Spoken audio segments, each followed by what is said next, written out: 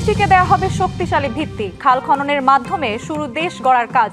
দিনাজপুরে কর্মসূচির উদ্বোধন করে প্রধানমন্ত্রী।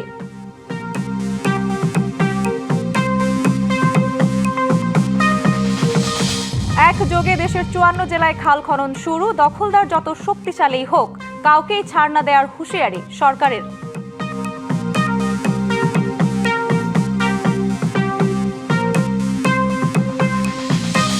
লটারি বাদ দিয়ে ভর্তি পরীক্ষায় ফিরছে সরকার। শিক্ষা খাত উন্নয়নে ১৮০ দিন শেষে শুরু হবে ২ বছর মেয়াদী কর্মসূচি।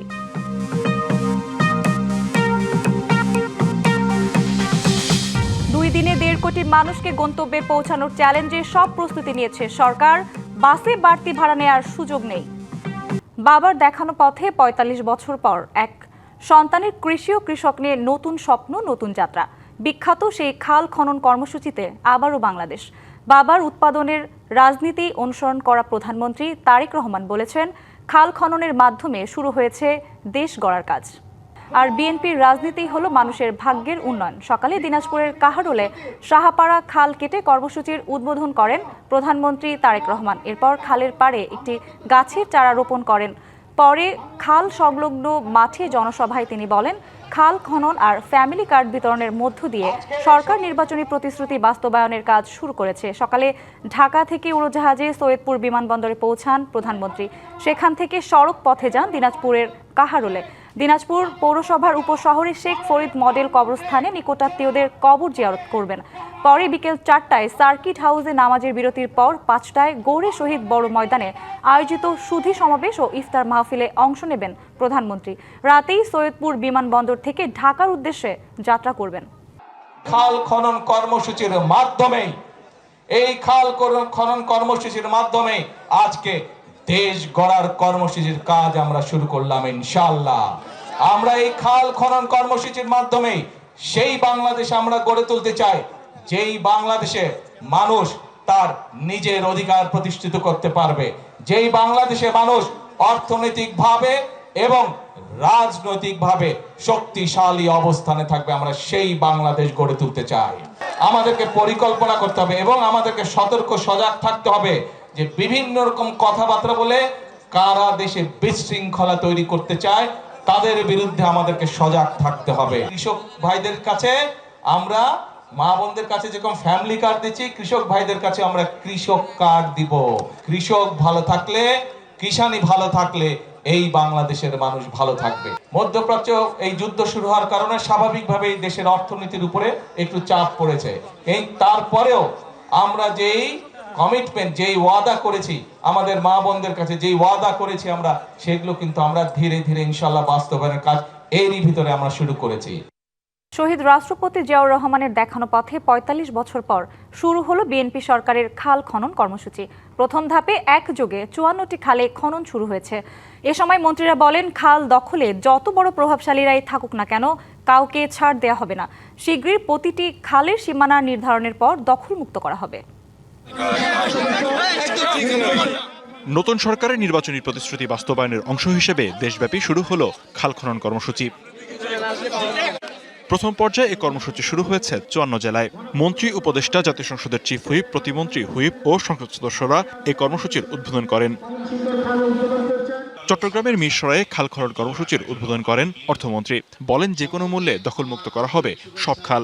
এই খালগুলোর মালিকানা সরকারের, যে এটা ডিমার্কেশন ইতিমধ্যে সীমানা নির্ধারণ করা হচ্ছে। ওই সীমানার ভিতরে যতই প্রভাবশালী ব্যক্তি থাকুক কিংবা থাকার চেষ্টা করবে, কোনো সুযোগ থাকবে না কারোর জন্য। বরিশালে কুতুবপুর স্বনির্ভর খাল পুনঃখনন কর্মসূচির উদ্বোধন করে তথ্যমন্ত্রী বলেন, খাল খনন প্রকল্পের ঠিকাদারকে জনগণের কাছে পই পই করে হিসাব বুঝিয়ে দিতে হবে। সারা বাংলাদেশ ব্যাপী আগামী ৫ বছরে সিলেটের ওসমানীনগরে খাল পুনঃখনন কাজের উদ্বোধন শেষে বাণিজ্যমন্ত্রী বলেন, প্রতিশ্রুতি অনুযায়ী কাজ করে যাচ্ছে সরকার। ৪.৫ কিলোমিটারের যে খালটা খনন করা হলো, এটার উপকার বা উপযোগিতা এই পুরো অঞ্চলের জন্য কতটুকু সেটা আপনি প্রথম বছরই অনুভব করবেন। বর্ধিত ফসল, বন্যা প্রতিরোধ এবং বৃক্ষরোপণ, এই ৩টা কর্মসূচির কারণ। ফেনীর দাগনভূঞায় দাদনার খাল পুনঃখনন কর্মসূচির উদ্বোধন করে পরিবেশ মন্ত্রী বলেন, সীমানা নির্ধারণ করে দখলমুক্ত করা হবে প্রতিটি খাল। মোট কৃষি উৎপাদন বাড়ানো, জলাবদ্ধতা কমানো এবং সেচ ব্যবস্থা উন্নয়নের মাধ্যমে কৃষির উৎপাদন বাড়ানো, এই সবগুলোর সাথে এবং এই খাল খনন কার্যক্রম জড়িত। নওগাঁয় খাল খনন কর্মসূচির উদ্বোধন শেষে ভূমিমন্ত্রী বলেন, পর্যায়ক্রমে সব খাতের উন্নয়নে কাজ করবে সরকার। সব রাস্তা পুনরায় নির্মাণ হবে, সমস্ত নদীগুলি তাদেরকে আবার নব্যতা ফিরিয়ে আনার জন্য করা হবে। মানিকগঞ্জের দৌলতপুরে বিমান পরিবহন ও পর্যটন মন্ত্রী বলেন, খাল খনন কর্মসূচির মাধ্যমে কৃষিক্ষেত্রে ব্যাপক সফলতা আসবে। জনাব তারেক রহমান, শহীদ রাষ্ট্রপতি জিয়া রহমানের আলোকেই আবার সেই খাল খননের কর্মসূচি হাতে নিয়েছেন। এই খাল খনন দিয়ে আমাদের শস্য, আমাদের ফসলি জমি, আমাদের ঔষধি গাছ সবকিছু কিন্তু আমাদের খাল খননের মাধ্যমে কিন্তু উপকার পাবে। মাগুরায় সংস্কৃতি মন্ত্রী বলেন, বালুমহাল দখল, ঘাট দখল সহ কোনো ধরনের অনিয়ম সহ্য করা হবে না। এই কর্মসূচির মাধ্যমে কৃষি ও সেচ কার্যক্রমে ইতিবাচক ভূমিকার পাশাপাশি কৃষি উৎপাদন বাড়াতে সহায়ক হবে বলে আশা করা হচ্ছে। লিখনকান্তি ভৌমিক, ডিবিসি নিউজ ডেস্ক। শিক্ষা খাত নিয়ে নির্বাচনী ইশতেহারের বাস্তবায়ন করতে প্রথমে 180 দিন, পরে 2 বছর মেয়াদী কর্মপরিকল্পনা হাতে নিয়েছে সরকার। ভর্তি প্রক্রিয়া লটারি পদ্ধতি বাদ দিয়ে পরীক্ষায় ফিরবে সরকার। সকালে রাজধানীর একটি হোটেলে নির্বাচনী ইশতেহারের আলোকে আগামী দিনের শিক্ষা খাত শীর্ষক নাগরিক প্ল্যাটফর্মের আয়োজনে এসব কথা বলেন তিনি। এ সময় নতুন প্রজন্মের মধ্যে দক্ষতা তৈরি, নৈতিক শিক্ষা, বাল্যবিয়ে রোধ সহ প্রাথমিক শিক্ষাকে দেশের প্রত্যন্ত অঞ্চলে পৌঁছে দিতে সেন্টার ফর পলিসি ডায়ালগ সিপিডির গবেষণা প্রতিবেদন নিয়ে বিস্তারিত আলোচনা করেন সংস্থাটির senior research fellow Taufiqul Islam Khan. অনুষ্ঠানে নাগরিক প্ল্যাটফর্মের আহ্বায়ক ডক্টর দেবপ্রিয় ভট্টাচার্য নৈতিক শিক্ষা, দক্ষতা বৃদ্ধি ও উন্নয়নমূলক শিক্ষা পদ্ধতি বাস্তবায়নে সরকারের প্রতি আহ্বান জানান। বাংলাদেশে এই শিক্ষার মাধ্যমে যেন বৈষম্য আরো বেড়ে না যায়, বরঞ্চ উল্টো শিক্ষার মাধ্যমে আমরা বৈষম্য দূর করার ক্ষেত্রে একটা বড় হাতিয়ার যেন খুঁজে পাই, আমাদের সেইটি বড় বিষয়। করাপশন আমাদের দেশের এগেইন ইনস্টিটিউশনালাইজড হয়ে গেছে, সো এত সহজ হবে না। কিন্তু প্রত্যেকটা আপনার টেন্ডার, অর্ডার এগুলো অনলাইন করছি আমরা, মোটামুটি আর কি ফুল সব ধরনের বদলি টদলি আমরা অনলাইন করে দিচ্ছি। সরকারের সর্বোচ্চ জবাবদিহিতা থাকবে, সরকারের সর্বোচ্চ আন্তরিকতা থাকবে এবং পূর্ণাঙ্গ বাকস্বাধীনতার মাধ্যমে আপনারা যখন যেখানে প্রয়োজন যৌক্তিক সমালোচনা সবসময় করবেন, আমরা আমাদের ভুলগুলো শুধরে নিব। 2 দিনে 1.5 কোটি মানুষ ঢাকা ছাড়বে, এই চ্যালেঞ্জ মাথায় রেখেই প্রস্তুতি নিয়েছে সরকার। একই সঙ্গে তেলের সংকট এড়াতে গণপরিবহনের পর্যাপ্ত জ্বালানি নিশ্চিত করা হয়েছে বলেও জানান সড়ক পরিবহন ও সেতুমন্ত্রী শেখ রবিউল আলম।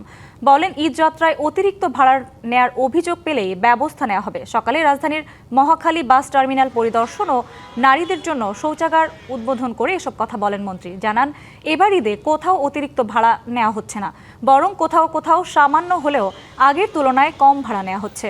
মন্ত্রী আরও জানান, গেল রাত থেকেই সব পাম্পে পর্যাপ্ত তেল দেওয়া হচ্ছে, তাই কোনো সংকট নেই। আনফিট গাড়ি চলাচল করতে দেয়া হবে না। অভিযোগের ভিত্তিতে নির্ধারিত গাড়ি ও মালিকদের বিরুদ্ধে ব্যবস্থা নেয়ার হুঁশিয়ারি দিয়েছেন মন্ত্রী। তবে নির্ধারিত ভাড়ার চেয়ে একটা জায়গাও বেশি ভাড়া তারা নিচ্ছে। যাত্রীর চাপ আছে এবং যাত্রীরাও নিরাপদে বাস স্টপেজ থেকে তাদের গন্তব্য দিকে যাত্রা করতে পারছে। তাহলে হয়তো সন্ধ্যার দিকে চাপ বাড়বে। সেই বাড়তি চাপ কিভাবে মোকাবেলা করা যায়, যখন চাহিদা থাকবে টিকিটের এবং বাসের, সেটাও কিভাবে তারা ফুলফিল করবে, সেই ধরনের প্রস্তুতি আমরা দেখলাম যে তারা নিয়েছে। আজ পবিত্র লাইলাতুল কদর, সারা বিশ্বের মুসলমানদের কাছে অত্যন্ত মহিমান্বিত রাত। ধর্মপ্রাণ মুসলমানরা এই রাত ইবাদত বন্দেগীর মাধ্যমে কাটান। 26 রমজানের দিবাগত রাতেই শবে কদর বলে অভিমত আলেমদের। পবিত্র কোরআনের সূরা আল কদরে বলা হয়েছে, কদরের রাত 1000 মাসের চেয়েও অধিক উত্তম।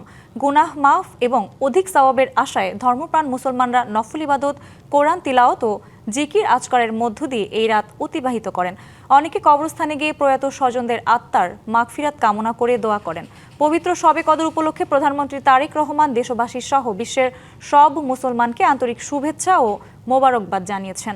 এছাড়া পবিত্র শবে কদর উপলক্ষে ইসলামিক ফাউন্ডেশনের উদ্যোগে জাতীয় মসজিদ বায়তুল মোকাররমে আলোচনা সভা ও দোয়া মাহফিলের আয়োজন করা হয়েছে।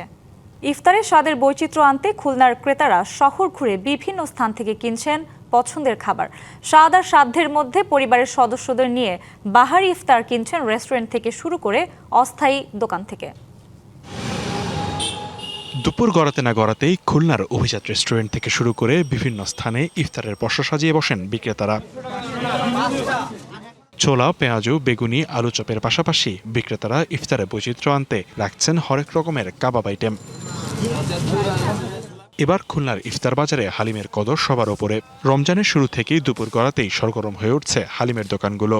তান্দুরি চিকেন, ফিরনি, পাটিসাপটা পিঠা, হালিমটা আমরা খুবই স্পেশালভাবে করি, একদম ফ্রেশ খাসি দিয়েই করি। তারপরে ডিমের চপ, আলুর চপ। কোয়ালিটি ভালো দিই, ভালো মান, তেল, ঘি, ডাল, চাল যা দিয়া সব কোয়ালিটি ভাবে দিই। স্পেশালিটির ভিতরে আইসে হচ্ছে খেজুরের গুড়ের জিলাপি, আর অন্যান্য বছরের ন্যায় যেগুলো থাকে সেইগুলোই আছে। ইফতারের দোকানগুলোতে পাওয়া যাচ্ছে পিঠাপুলিও। এছাড়া গ্রীষ্মকালীন ফল বাজারে আসতে শুরু করায় কদর রয়েছে এসবেরও। আনারসটাও আসছে, আনারসটা পাচ্ছে, জলডুবি আনারস, যেটা রসালোটা মিষ্টিটা। বাজারে তো অনেকগুলো ফল আছে, বিশেষ করে তরমুজটা আপনার প্রাধান্য পাচ্ছে বেশি। নতুন নতুন খাবারের স্বাদ নিতেই ক্রেতারা বাইরের দোকান থেকে কিনছেন বাহারি ইফতার। DBC news desk. যুক্তরাষ্ট্রের ঘাঁটি ও ইসরায়েলকে লক্ষ্য করে প্রথমবার হাইপারসনিক সেজিল ক্ষেপণাস্ত্র ছুড়েছে তেহরান। জবাবে ইরানের রাজধানী তেহরানে ব্যাপক বিমান হামলা চালিয়েছে ইসরায়েল। লেবাননেও হামলা অব্যাহত রেখেছে তেল আবিব। অন্যদিকে ইরানের ড্রোন হামলার পর দুবাই বিমানবন্দরে সব ফ্লাইট বাতিল করা হয়। ইরানের সরকারি টেলিভিশন চ্যানেল প্রেস টিভি জানিয়েছে, রবিবার এই ক্ষেপণাস্ত্র ব্যবহার করে দেশটির বিপ্লবী গার্ড আইআরজিসি সেজিল ক্ষেপণাস্ত্র শব্দের চেয়ে 13 গুণ বেশি গতিসম্পন্ন। এতে তেলে বেগুনে জ্বলে ওঠে ইসরায়েল। কিছুক্ষণ পরই তেহরানকে লক্ষ্য করে নতুন করে ব্যাপক বিমান হামলা শুরু করে ইসরায়েলি বাহিনী। আরও হাজারো স্থাপনাতে হামলা বাকি আছে বলে জানায় দেশটি। নতুন করে ব্যাপক বিমান হামলার শিকার হয়েছে লেবাননের রাজধানী বৈরুত। এদিকে মার্কিন প্রেসিডেন্ট ডোনাল্ড ট্রাম্প আবারও দাবি করেছেন, যুদ্ধ বন্ধ করে আলোচনায় বসতে চায় ইরান। যুক্তরাষ্ট্র ইরানের ড্রোন কারখানাগুলোতে হামলা চালিয়েছে বলেও দাবি করেন তিনি। সংবাদে এই ছিল এখনকার মতো। ডিবিসি নিউজের সংবাদগুলো পড়তে ভিজিট করুন dbcnews.tv আর ভিজিট করুন ডিবিসির ফেসবুক পেজ এবং ইউটিউব চ্যানেল। ডিবিসির সঙ্গেই থাকুন।